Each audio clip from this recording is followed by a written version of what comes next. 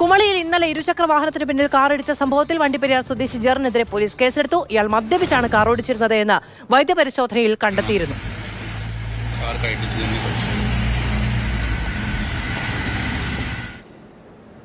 കുമളി സ്വദേശിയായ അജിത്തിന്റെ ഭാര്യ ശാലിനി, മകൻ ആരോമൽ എന്നിവർക്കാണ് അപകടത്തിൽ പരിക്കേറ്റത്.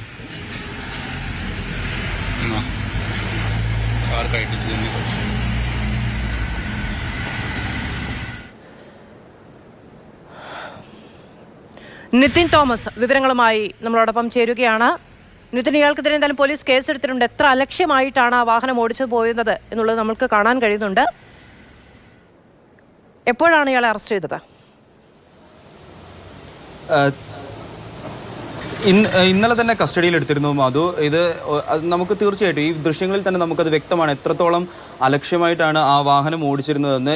ഇന്നലെ വൈകുന്നേരം 4:30 കൂടിയിട്ടായിരുന്നു ഇത്തരത്തിലൊരു അപകടം കുമളിയിൽ ഉണ്ടാകുന്നത്. അജിത്തും കുടുംബവും ആശുപത്രിയിൽ പോയി തിരികെ വരികയായിരുന്നു. പനിക്ക് മരുന്ന് മേടിക്കാനും മറ്റുമായി കുമളിയിലെ സർക്കാർ ആശുപത്രിയിൽ പോയി തിരികെ വരുന്ന സമയത്തായിരുന്നു ഇത്തരത്തിലൊരു അപകടം ഉണ്ടായത്. നമുക്ക് ആ ദൃശ്യങ്ങളിൽ തന്നെ വ്യക്തമാണ് അവിടെ ഒരു അപകടം ഉണ്ടാവേണ്ട യാതൊരു വിധമായിട്ടുള്ള സാഹചര്യവുമില്ല. ഈ റോഡിന് വശം ചേർന്ന് ഓടിച്ചു പോകുന്ന ഇരുചക്ര വാഹനത്തിന് പിന്നിലേക്ക് വന്ന് ഇടിക്കുകയായിരുന്നു. വണ്ടിപ്പെരിയാർ സ്വദേശിയായ ജെറിനാണ് വാഹനം ഓടിച്ചിരുന്നത്.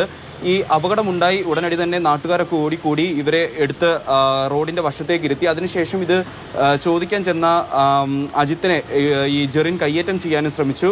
ഒടുവിൽ നാട്ടുകാർ ഇടപെട്ടാണ് പിടിച്ചു മാറ്റിയതുമൊക്കെ തന്നെ. അതിനുശേഷം പോലീസ് എത്തി സംഭവത്തിൽ കേസെടുക്കുകയായിരുന്നു. ജെറിൻ്റെ വൈദ്യപരിശോധന അടക്കം പൂർത്തീകരിച്ചു. മദ്യപിച്ചിട്ടുണ്ടായിരുന്നു എന്ന് തന്നെയാണ് കണ്ടെത്തിയിരിക്കുന്നത്. അതിൻ്റെ അടിസ്ഥാനത്തിൽ കുമളി പോലീസ് കേസെടുത്തിപ്പോൾ അന്വേഷണം ആരംഭിച്ചിട്ടുണ്ട്.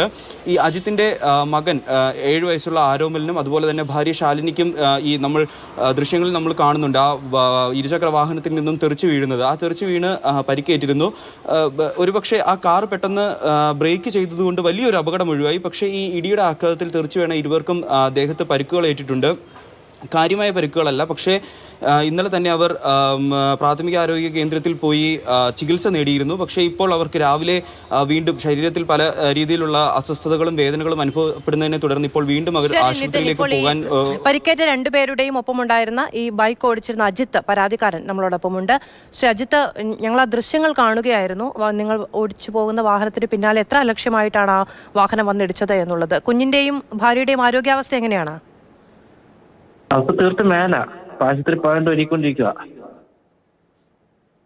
ഈ അപകടം ഉണ്ടായത് എങ്ങനെയാണ് എന്നൊന്ന് പറയാമോ?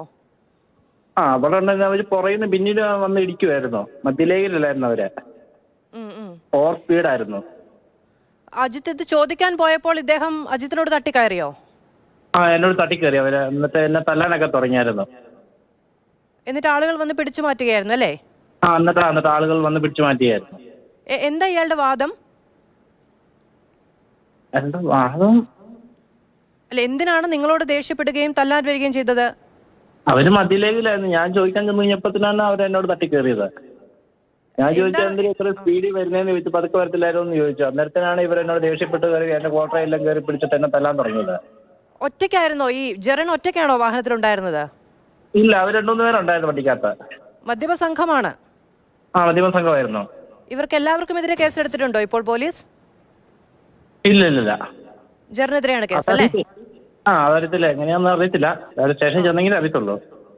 ശരി. ഈ കയ്യേറ്റത്തിന് എല്ലാവരും ശ്രമിച്ചോ? അതോ ആരെങ്കിലും ഒക്കെ സമവായത്തിനോ സമാധാനത്തിനോ ഇടപെടുകയുണ്ടായോ? സമാധാനത്തിനകത്ത് ഇടപെടാൻ തുടങ്ങിയായിരുന്നോ? ശരി. വളരെയധികം നന്ദി അജിത്ത്, ഞങ്ങളോട് സംസാരിച്ചതിന്. എന്തായാലും ഈ വാഹനം അപ്പോൾ തന്നെ നിർത്താൻ കഴിഞ്ഞതുകൊണ്ട് ഞങ്ങൾ കാണുന്നുണ്ട് കുഞ്ഞും ഭാര്യയും അടക്കം വീണു പോകുന്ന രംഗങ്ങൾ. എന്തായാലും ആ സമയത്ത് അയാൾക്ക് ആ വാഹനം നിർത്താനെങ്കിലും തോന്നി എന്നുള്ളതുകൊണ്ട് വലിയ അപകടം ഒഴിവായി എന്ന് വിചാരിക്കാം. പക്ഷേ ഗുരുതരമായി പരിക്കേറ്റിട്ടുണ്ട്. ഇന്ന് രാവിലെ ആയപ്പോഴേക്കും ശാരീരിക അസ്വസ്ഥതകളുണ്ട് എന്നുകൂടി പറയുകയായിരുന്നു അജിത്ത്. ആ അപകടത്തിന്റെ ദൃശ്യങ്ങളാണ് നമ്മൾ കണ്ടുകൊണ്ടിരിക്കുന്നത്.